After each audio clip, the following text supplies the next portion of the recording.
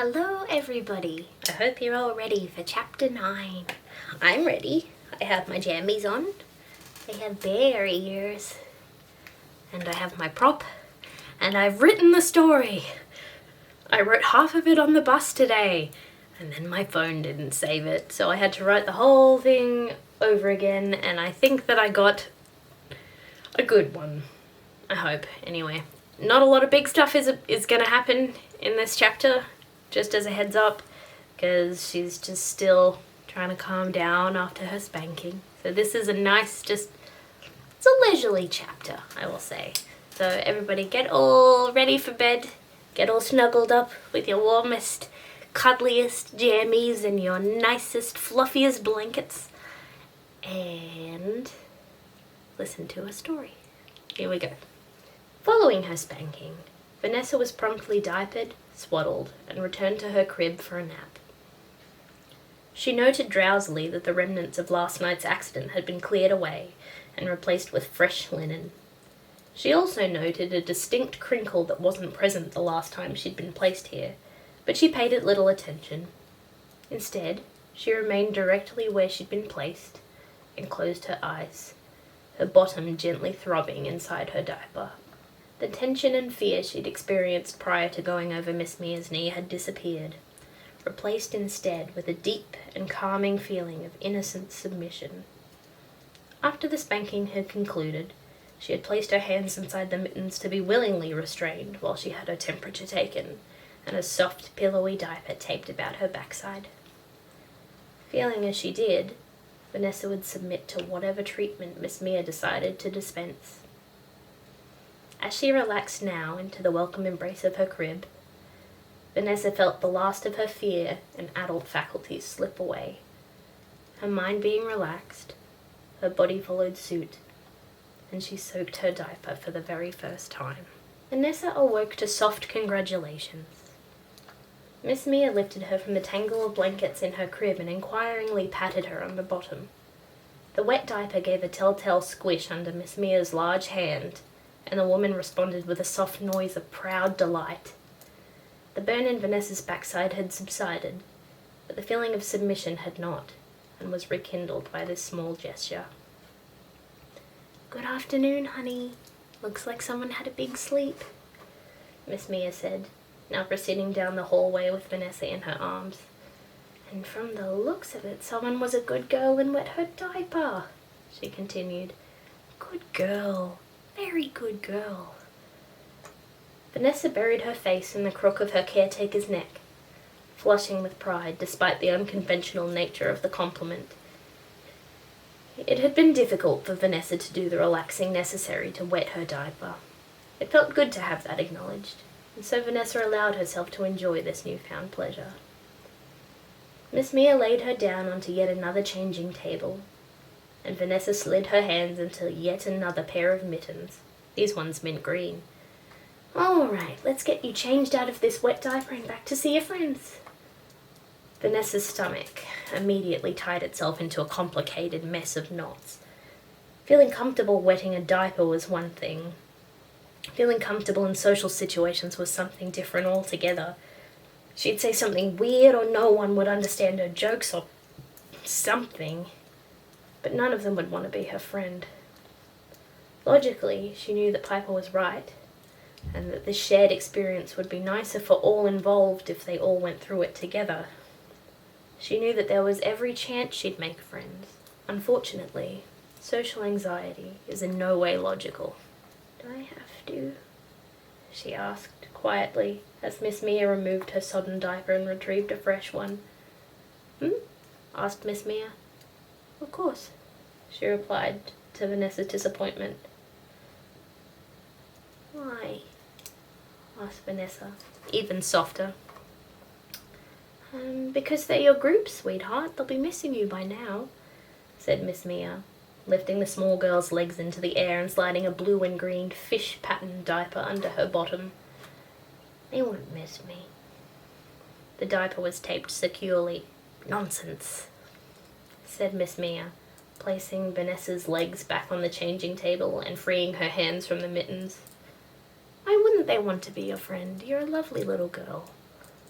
Miss Mia stooped to Vanessa's eye level. Except I'm not. I'm weird and quiet, and there's no way they'll ever think I'm cool or want to hang out with me, thought Vanessa, her thoughts speeding up. They're going to leave me out and I'll have nobody to talk to for a whole month. Vanessa, I can see by the look on your face that your thoughts are spiraling, said Miss Mia. Can you look at me, please? She asked, authoritatively, and Vanessa brought her eyes up to look tentatively at Miss Mia. Good girl, she said. Vanessa gave a small smile. Why don't you think they'll want to be your friend, honey? 'Cause, said Vanessa, beginning to twist her hands. They'll think I'm a weird crybaby, and I want you to listen to me, honey, okay? She asked, taking Vanessa's hands in her own to prevent the small girl from attempting to twist them free of her wrists. You're not weird, and you're not a crybaby. Vanessa gestured frustratedly upward, then down, to the tear that had escaped her eye and her diaper, respectively. You're having an emotion, baby. That doesn't make you a crybaby, and it definitely doesn't make you weird. Do you remember how scared you were yesterday? Asked Miss Mia. Yeah, embarrassed, said Vanessa, who was still a little frightened, albeit slightly less so than yesterday, and still in a significant amount of embarrassment. All of those guys in your group, they're all just as scared as you were. Not Piper, said Vanessa. Even Piper was scared her first time here, said Miss Mia, still looking directly into Vanessa's eyes, which made her squirm. Every one of those little ones out there knows what it's like to come here. How scary and embarrassing and big and emotional it is. So you all have at least one thing in common. Vanessa nodded, sniffling as she took in Miss Mia's words. Logically, she knew they were true. Miss Mia leaned in to kiss her on the forehead and scoop her from the changing table.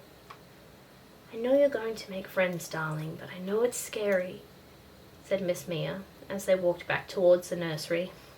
Vanessa nodded. Big and scary, agreed Miss Mia.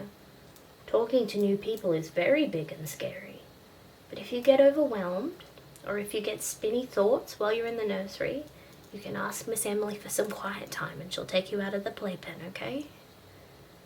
The notion of quiet time quelled some of Vanessa's fears, and she relaxed slightly, though not entirely. Her heartbeat was still quick, and her mind still threatened to spiral, but she was grateful for the reassurance, and she smiled. Thank you, Miss Mia, said Vanessa. Vanessa's back, called a boisterous voice. Hey, Vanessa! Oh, hey, Vanessa. Hey. A chorus of voices came from the playpen as Vanessa entered the room in Miss Mia's arms. The group was in the playpen, except for Frank, who sat across the room in Miss Emily's lap. She waved as they entered and approached the playpen. She was placed inside and once again kissed on the forehead. With that, Miss Mia left. Vanessa watched her walk out of the room, a small ache of inexplicable loneliness blooming in her chest. She sighed and turned towards the group.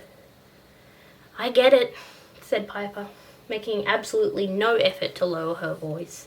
I had it bad for Ethan, like 12 hours into my first day here. Vanessa flushed scarlet. Shh! I don't have it bad. She looked back towards the nursery room door, trailing off. Miss her and wish you were being held by her right now and your butt still hurts a little bit, but for some reason the fact that it's hurting less is making you sad? Asked Piper, knowingly. Vanessa stared at Piper, agape, wondering how this girl had managed to sum up her confusing feelings so succinctly. Did that mean the way she was feeling was common? Even normal? She felt fleetingly hopeful amidst the embarrassment. Vanessa nodded slowly. Yeah. It's like that. Oh, Vanessa! Exclaimed Piper. That's having it bad. I don't have it. I don't have anything.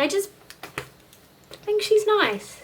In that case, I don't have it bad either, declared Piper, taking a step towards Vanessa and draping an arm over her shoulder.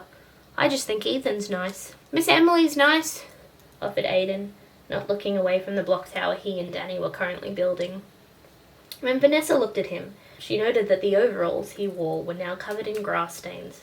What did the group get up to in her absence? How long had she been gone? See, said Piper. Dennis agrees with me. I've already told you my name's Aiden James Phillips, he countered, still focusing on the tower. Yes, I know, and I've already told you I've renamed you Dennis.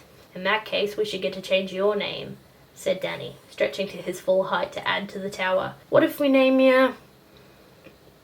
I don't know, Spinach. Yeah, or Jeff, said Aiden. Why Jeff? Asked Piper. Oh, no reason, I just think it's a funny name. Jeff. Aiden laughed to himself briefly, and once again busied himself with the tower. Alright, shrugged Danny. Jeff it is. Hey Jeff, do you want to come build with us? Quiet girl, you two? He asked. Vanessa's heart swelled at the inclusion and the continuing nickname. She sat on the floor and began to build a moat for the tower. The blocks gave her something to focus on, and her anxiety eased further. So, what did you all do while I was... gone?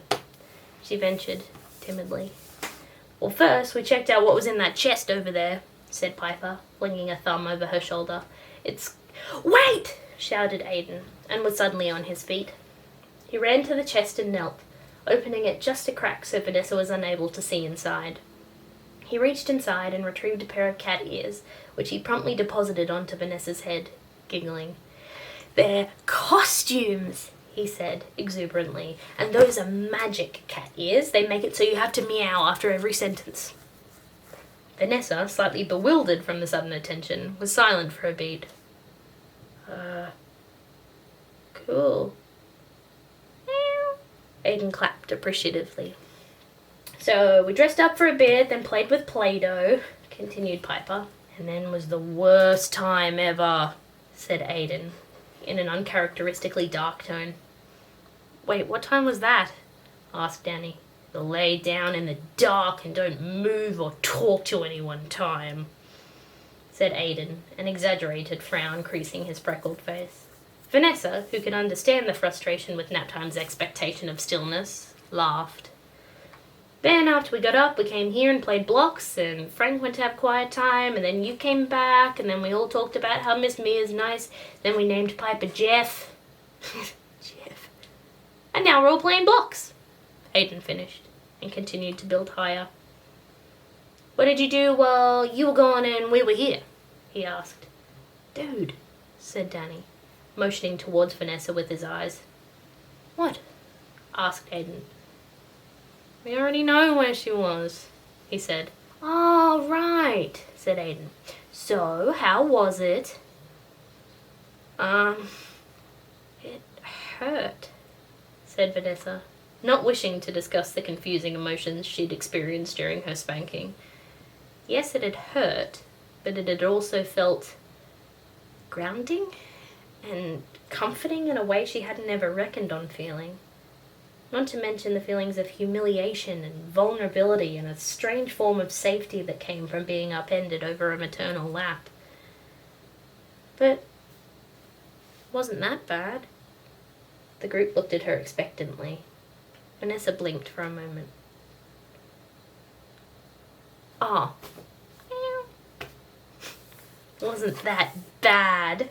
Exclaimed Piper, who smiled a genuine smile in Vanessa's direction and gave her a gentle push to the shoulder. See? We told you.